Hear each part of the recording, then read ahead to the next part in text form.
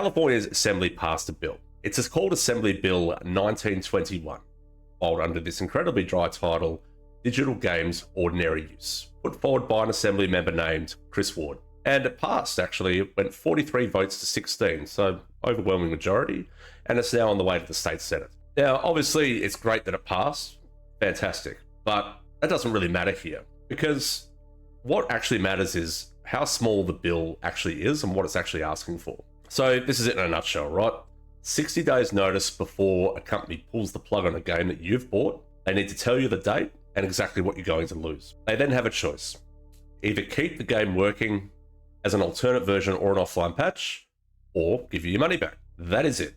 That's the entire supposedly radical proposal. And it's even on the gaming company's side, right? Because this is not a retroactive bill. It only kicks in for games sold from January 2027 onwards, and it exempts the following: subscription services, free games, and anything you can already download and play offline. So it's not even a keep your servers running forever thing like they're trying to say it is.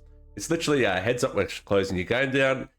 Here's an offline copy of the game or a refund. Studio's choice, as I understand it. So, obviously, who's against it? In this case, the industry's got a trade group called the Entertainment Software Association, or we're going to refer to it as the ESA moving forward. So this is their direct position from one of their quotes. The position is that many games depend on evolving technology, licensed content, and online systems that change over time. They reckon the bill would force studios to burn limited time and resources, propping up old infrastructure instead of building new games, features, and technology. And here's the part that is pretty key to this whole thing. They say the law does not reflect how games actually work today, as of 2026. So just keep that in mind, because we're going to have a look and break down what this means here. So let's address that last line first. Doesn't reflect how games work today. This is probably the biggest tell of everything in that entire statement. So they say that this doesn't reflect how games are today, and that is true. Back in previous times, games were cartridges or CDs, etc., and they still are to some extent. But nowadays, they can push out a whole day one patch straight after a live service game has been released to fix any bugs or whatever, and frequently these day one patches are the size of the fucking game. So clearly they have a lot of resources and moving parts that they can push and pull how they want to get the desired outcome. So clearly, when they say it doesn't reflect how games work today, they're talking about the online model where when it's no longer beneficial to them to keep it running, it goes in the bin. And then, of course, that's the point. They're arguing the hardest option out of all of them. So the proposal is a refund. Of course, they're not going to want to do that. But they're proposing that as the main proposal, that they want the servers online basically perpetually, which is not what this bill's about. So essentially, this is just a version of the law that they're fighting against that doesn't exist, but they're trying to frame it in such a way that suits them. They got the limited time and resources part. We'll have a think about it. So not deleting games from your library as if it's stealing from your next game is what it sounds like they're trying to say here. Well, we know that's not true, because again, they could just turn it into an offline version or patch it in such a way that there doesn't need to be online servers. Plenty of games do this that don't rely on servers. They go peer-to-peer. So it is something that's quite entirely possible. Now, you might argue that a large multiplayer game, like an MMO, let's say World of Warcraft, for instance, although that doesn't factor in under this because it's a subscription game. But if you bought the game and you've paid the money, you should be able to play it whenever you feel like it, even if nobody else is playing it and the world's dead. You should still be there. And of course, the evolving technology, licensed content, and these are real things. But obviously, this is an argument about profit margins and not about whether they can actually feasibly do this for the player base that have already bought the game. Now, it's just not exactly a bill that, of course, came out of nowhere. It actually came out of a very specific example, which is a game you might remember called The Crew, which was an Ubisoft game. So this launched in 2014, and in March 31st, 2024, Ubisoft shut down all the servers. The game was completely unplayable. So this was a racing game, and on that day that the servers went dark, because the game was basically always online, even the single player content got wiped. So there was nothing discontinued. It was completely gone. You couldn't play it at all. There was no way for you to play this game, even though you paid for it. So in the end, people actually took Ubisoft to court and they sued. And Ubisoft's own legal response, they basically said the part everybody knows out loud. And it goes along with that famous Ubisoft saying from, I think, the CEO about people need to get used to not owning their games, because this is the example. You never actually own The Crew. You You just had what they called a limited access to it. So this is the part that burns for a lot of the players. The activation codes on the box, they did have an expiry date, and that year was 2099. So essentially you were sold something stamped for the turn of next century, and 10 years later, gone like the wind. And so after all that, you got the Stop Killing Games grassroots movement came out, and this was obviously done by Ross Scott, a content creator online, and he obviously has the one demand which is going against the EU courts currently, is to stop killing games that people have already paid for. And of course, the Protect Our Games Act is just the demand, basically bringing it to the United States gaming industry. And this is pretty reasonable, right? You buy a game 50, 60 bucks, you should always have access to it, even if the online component is gone forever. So let's just circle back to Anthem for a minute. Anthem wasn't a little niche thing that nobody bought, right? So it's reported to have sold 5 million plus copies. And so this was EA's big flagship live service game, right? And in January 2026, of course, it became unplayable. 5 million purchases. And literally the game was just turned off overnight, gone forever. And so this example is why this bill now exists and was voted for in favour. And obviously it no longer refers to a hypothetical situation because it's happened multiple times now. A game with millions of players switched off, and all those people who purchased it have nothing to show for it. They can't play it, and there was no refund. Which is really interesting because if you looked at the old store pages, they basically all said buy, not rent the game, not lease until we're finished with it and we want to turn all the servers off because it's no longer hitting our profit margins. It says buy, and buy means you own it forever. And of course, having these features where you can just turn off these games is obviously intentional because always online single player does not make any sense.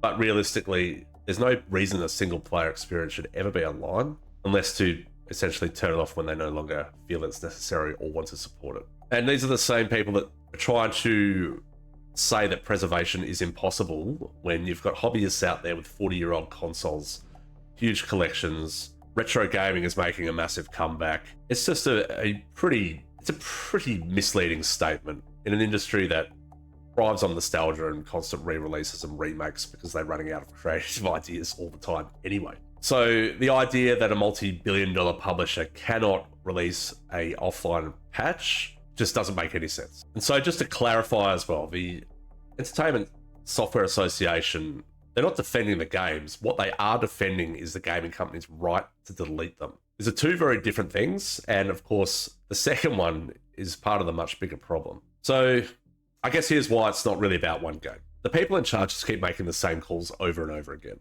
And that is that the live service model apparently needs some kind of off switch, which obviously speaks to the business model. It's a recurring money business model with live service products that you constantly sell over and over and over again. And with all these live service offerings and big games such as League of Legends, Battlefield 6, obviously more recently, World of Warcraft over the journey, there's obviously an incentive there for companies to build assets that they can repackage and sell to players over and over again. And we're seeing this with the gacha games in Asia as well. But a game that quietly runs on your machine forever and a one-off purchase, that's not really a future profitable business model that can net you billions. Once the initial wave of sales is over, that's pretty much it. So you can see the incentive there for companies to enter this market, but then once the player base is no longer there, it just ends up being a big money pit that needs to be turned off. So essentially with these live service models, you owning the game becomes an obstacle for these companies, not you being outraged about the way they're being essentially treated and presented and taken offline. It's the ownership itself, because the thing sitting between the executive and of course the next monetized cycle, and this is the fact that you've still got the last game. And if you've still got the last game, you might want to play that one and not move to the next one. And so that's probably the issue here, really. You've got boards of directors that stop seeing its core audience as people to look after, and they just see them as a cost to route their entire financial service around. And when the audience finally starts pushing back on by the only lever that we've actually got access to, which is of course the actual laws in our countries, they respond by getting lobbyists push back on you. So I just want you to think about the scale of this problem for just a moment here. On one side, you've got 60 days notice and your money back if they can't keep it running. And on the other side, you've got an industry organized lobby telling the state government that their proposed measure is unworkable for them. This is an industry that just posted a reported record year, mind you, somewhere around $195 billion in 2025. And they are sitting there arguing that it cannot afford to warn you before it deletes the very thing you paid for. So the money was never the issue. It's the precedent behind it. And the fact that they would rather fight the law itself than ship the damn patch that wouldn't take them too much effort to do, especially when it comes to legal fees. That choice should tell you absolutely everything about what they think about you and how you spend your hard-earned money. Because all they need to do to build a bit of goodwill, even if they have to take the game offline, is to ship an offline patch so that people who have actually bought the game can continue to play it. But that's not what they want to do here. Security and IP risk is obviously another big purple distraction, because the second the cost argument gets shaky, the language goes a bit weird for them. Essentially, they want to tell you that they want the right to delete, but they obviously can't tell it out loud for all the negative press that they will get behind it. And obviously, like, this whole problem is clearly bigger than the gaming industry at current scale.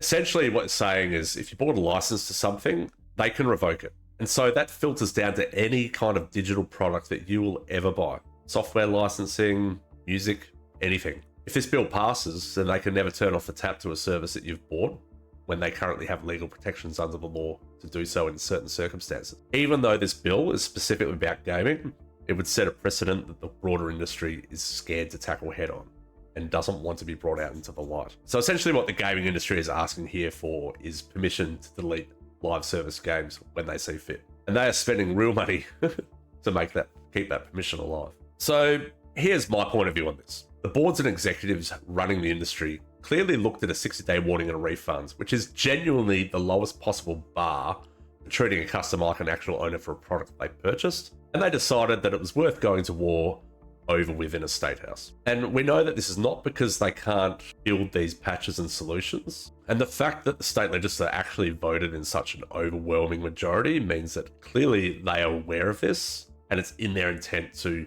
protect consumers. But will it hold? That's on us. We need to keep pushing back against these big companies and not letting them get away with dodgy shit like this. Anyway, let me know what you think in the comments. I'd love to hear what you think, and if you think this will get the support it deserves so we can stop killing our games. Otherwise, I look forward to seeing you in the next one, and don't forget to like and subscribe if you enjoy my content. Bye for now.